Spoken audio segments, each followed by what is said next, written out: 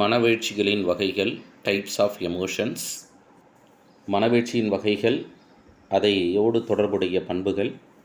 5 வகையாக மனவீழ்ச்சியை குறிப்பிடுகிறோம்.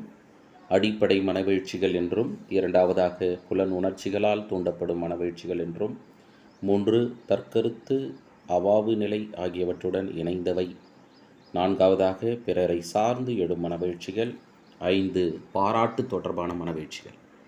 என்ன பண்புகள் பாராட்டு தொடர்பான மனவீழ்ச்சிகள் என்றால், ஆச்சரியம், மரியாதை என்ற பண்பு.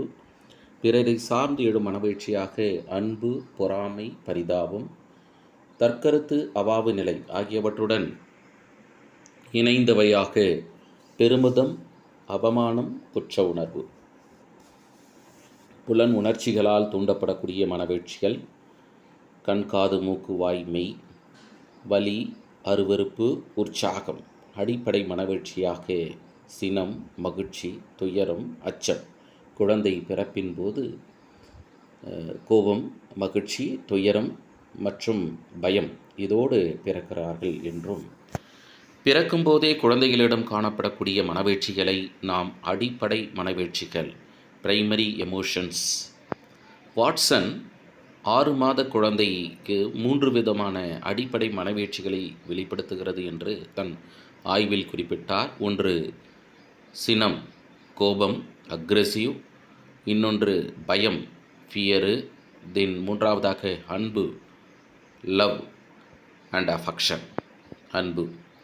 ரீப்போ, மக்டூக்கல், ஹல்லிங்ஹொர்த் 4க்கும் மேற்பட்ட அடிப்படை மனவீழ்ச்சிகளை சுட்டிக்காட்டினார்கள். மற்றும் பிரிட்ஜஸ் பிறந்த குழந்தையிடம் பொது உடைமையான உள்ள கிளர்ச்சி மட்டுமே காணப்படும்.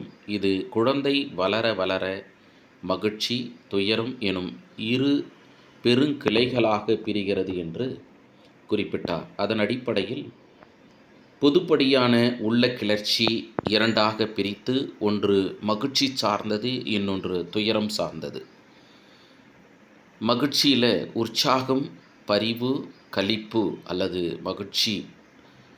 துயரம் சினம், அருவருப்பு, அச்சம், பெருங்கோபம். இதையெல்லாம் நாம் துயரம் சார்ந்து குறிப்பிடுகிறோம்.